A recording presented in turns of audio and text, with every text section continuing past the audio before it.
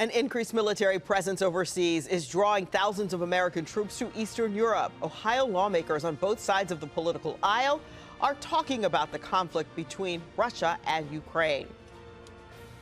A little help for families across Ohio. We're learning about the support provided by the child tax credit. 90% of families across the country used at least some of that money for their basic expenses, things like food, rent or mortgage payments, clothing for their children and for their families, utility payments. If you did opt in, what does it mean for this year's taxes? Stay with us for that, and hopefully you're somewhat thawed after last week's Arctic blast. If you're a fan of the spring, you might like what Buckeye Chuck is predicting. Face the State starts now.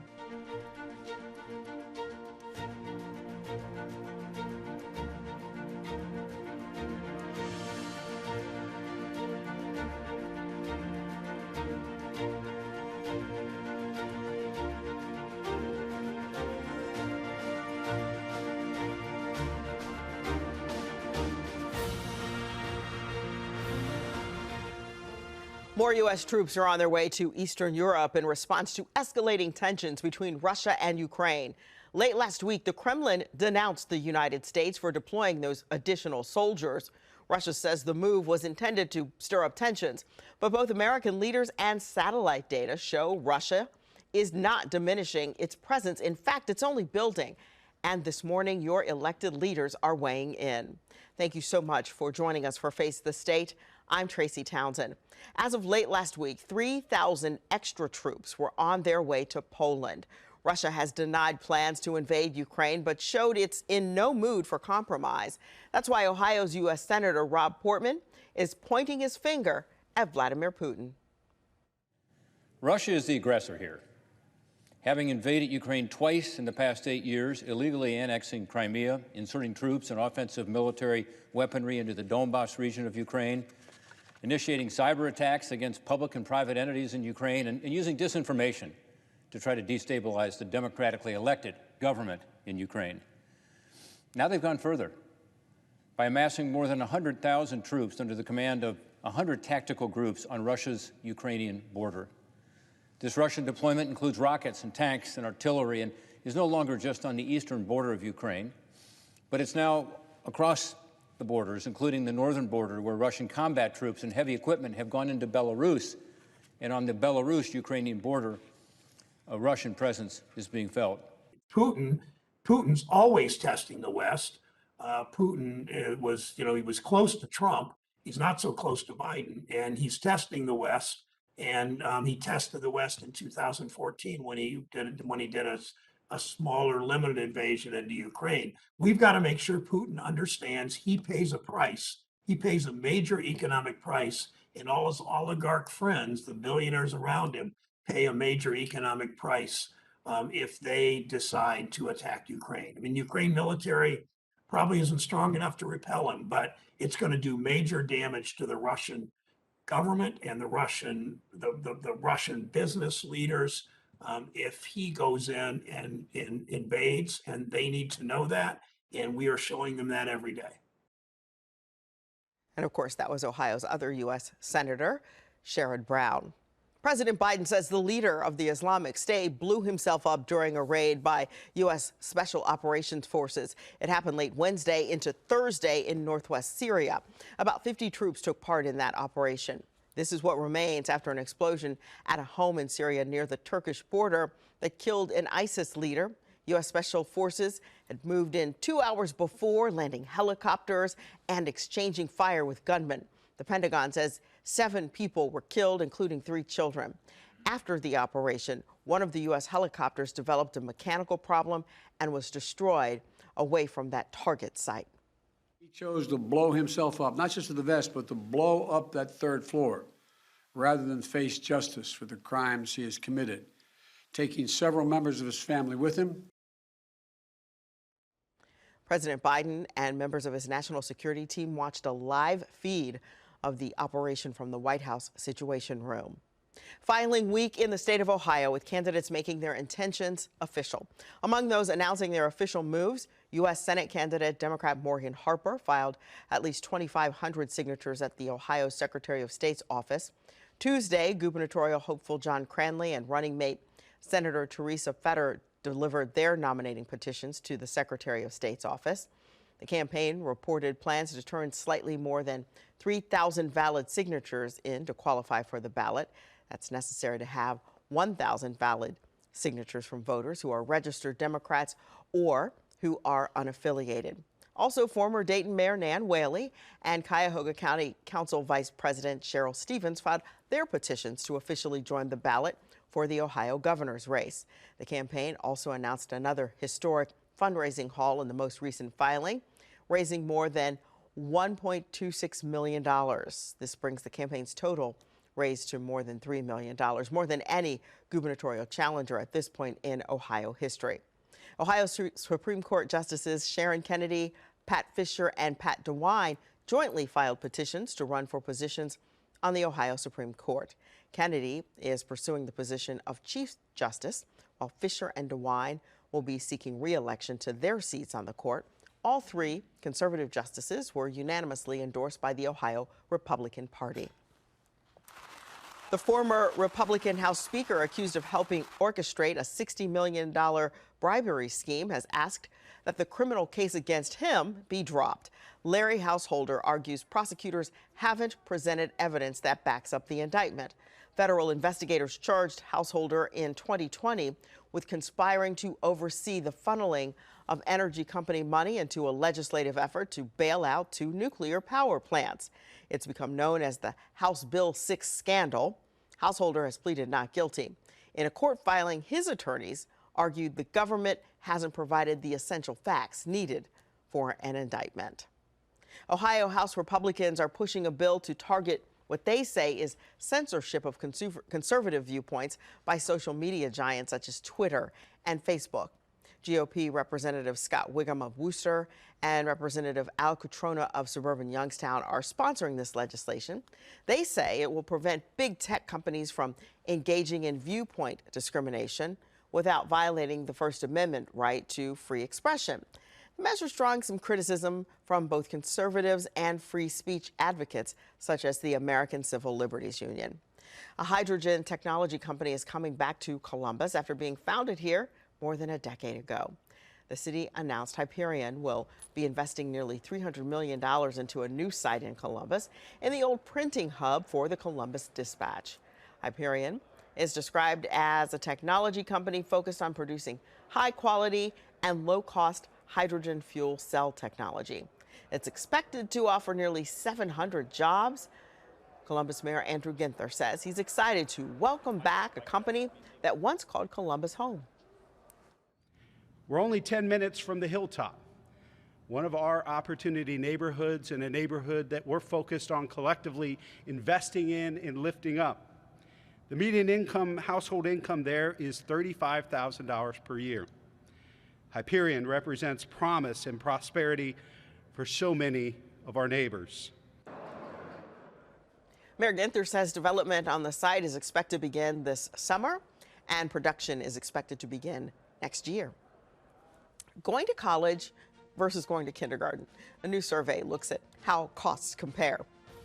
Girl power with the gavel, the historic election for a female judge in Central Ohio. We have carried the tradition for 42 years. This will be the 42nd time that the Buckeye Chuck will be making a prediction on winter. He might not have the weather seal, but he's still a favorite forecaster. The legend of Buckeye Chuck and his prediction for the spring ahead.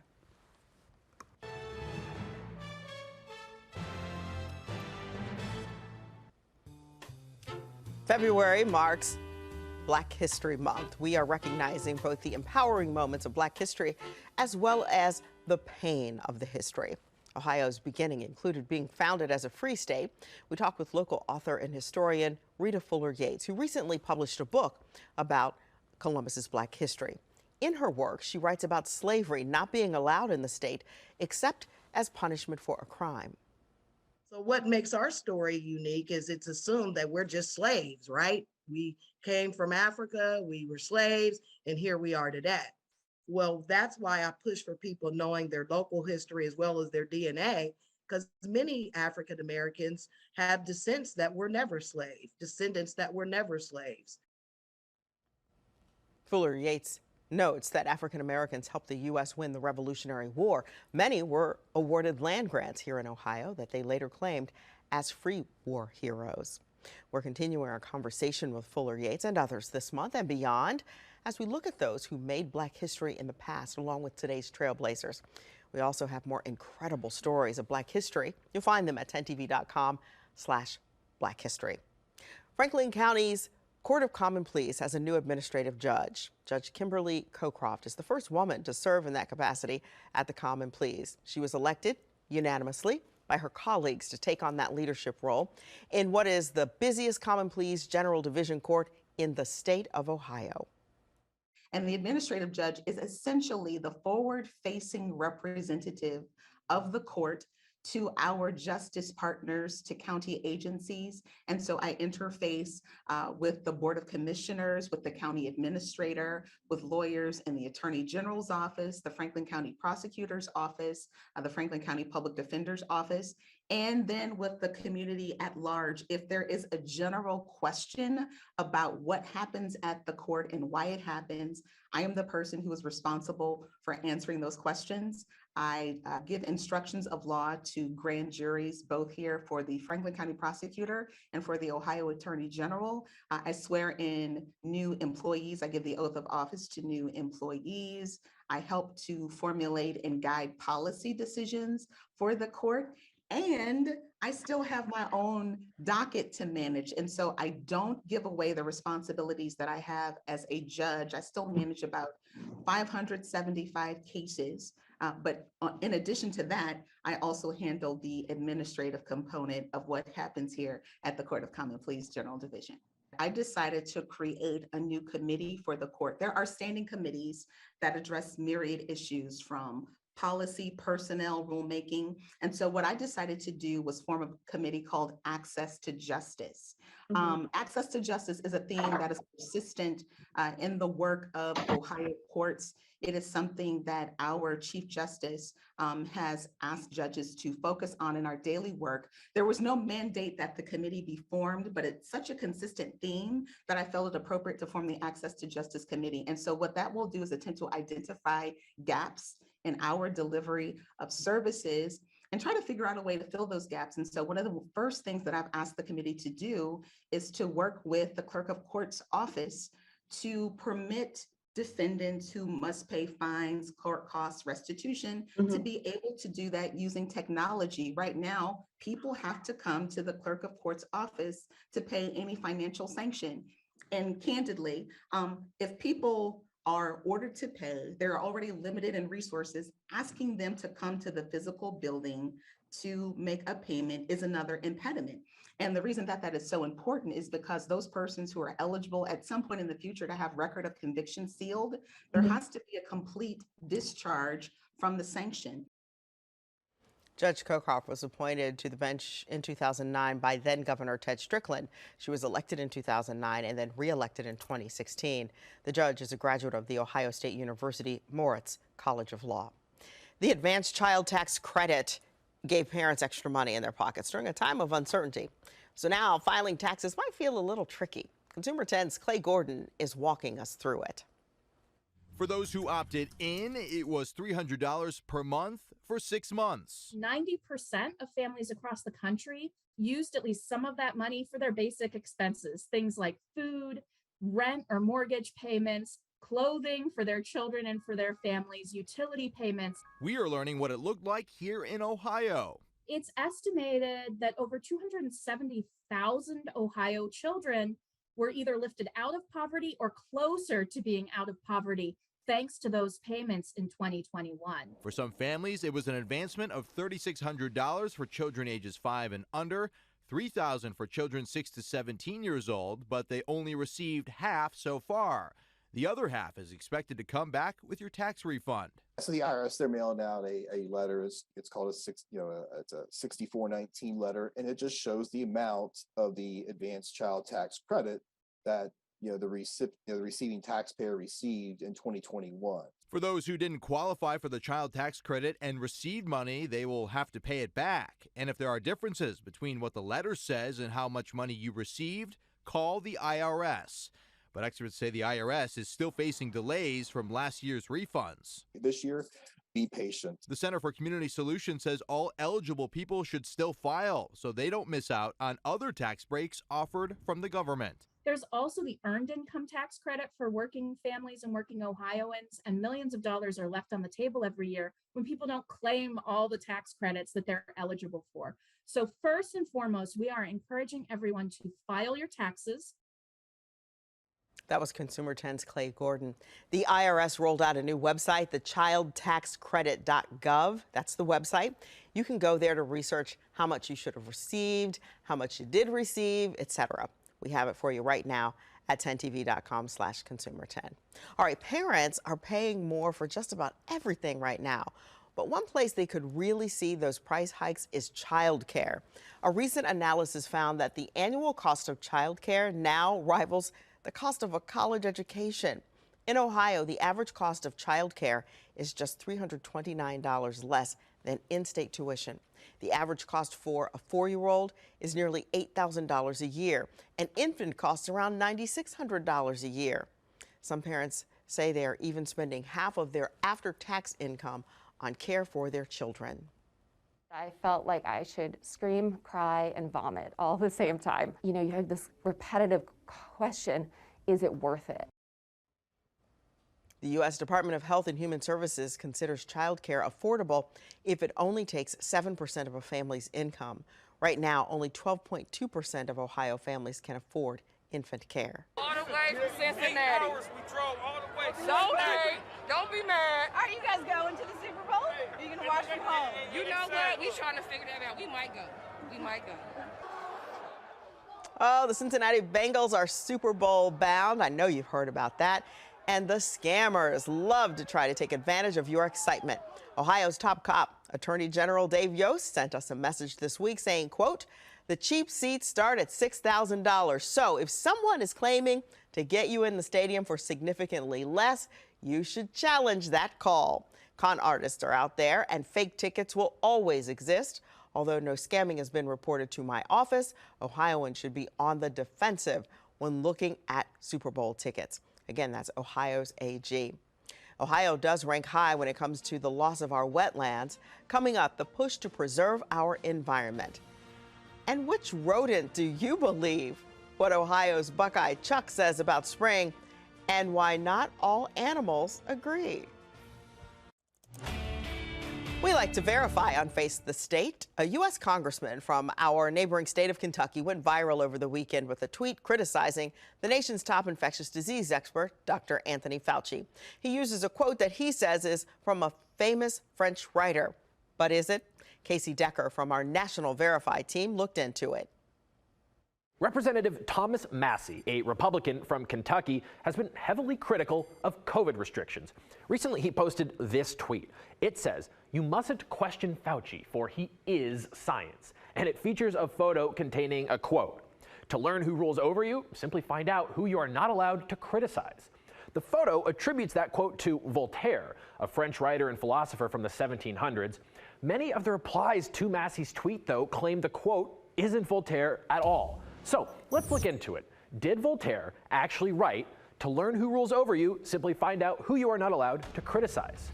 Our sources, a database of Voltaire's writings compiled by the University of Chicago, the website of etymologist Barry Popick, a blog post by Nicholas Cronk, the director of the Voltaire Foundation at the University of Oxford, and the writings and recordings of Kevin Strom, the founder of a once prominent neo-Nazi group. And you'll understand why he's relevant to this story in just a moment. But first, let's go to Voltaire himself.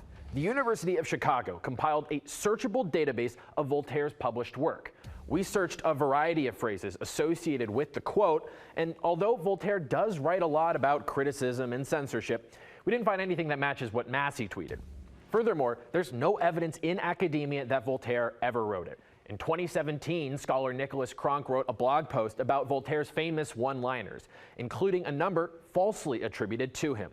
Cronk specifically cited this quote as an example of such false attribution. Etymologist Barry Popick looked at the history of the quote's use online and discovered it was rarely used before 2010, even though Voltaire's work was published nearly 300 years ago. The earliest usage Popick could find was a 1993 radio broadcast by Kevin Strom. Strom was a leader in American neo-Nazi spheres until he was imprisoned for possession of child sex abuse imagery in 2008. A transcript of that radio broadcast shows Strom saying, quote, "To determine the true rulers of any society, all you must do is ask yourself this question: who is it that I am not permitted to criticize?" The quote has since been attributed wrongly to Voltaire many times, so often in fact that Strom himself took to a neo-Nazi blog in 2017 to claim authorship, saying, quote, "Voltaire didn't say this or anything similar."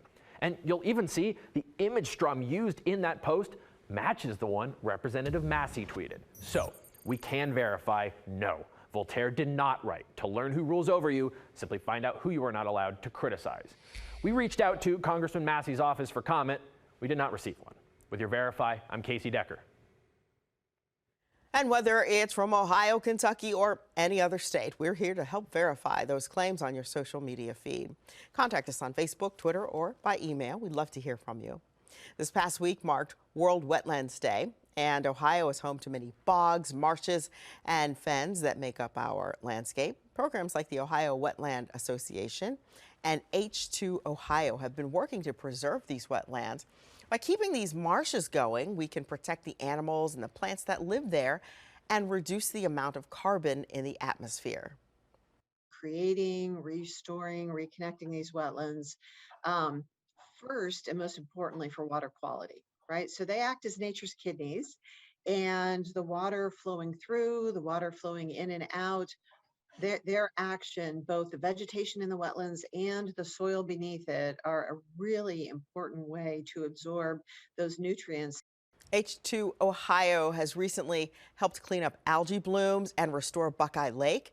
This is important because Ohio is second in the country, just behind California, when it comes to wetland loss.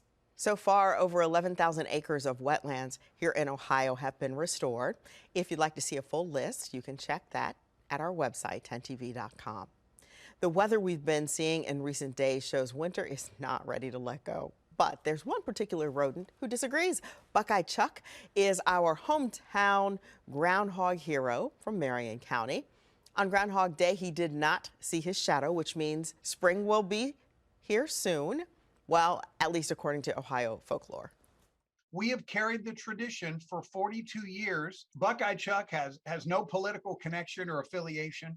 Buckeye Chuck loves everybody. Buckeye Chuck is the king of kindness. Who doesn't want to go up to a groundhog and pet a groundhog and have a groundhog kind of nip at your nose? Because this one does. Buckeye Chuck is about the friendliest groundhog you'll ever meet.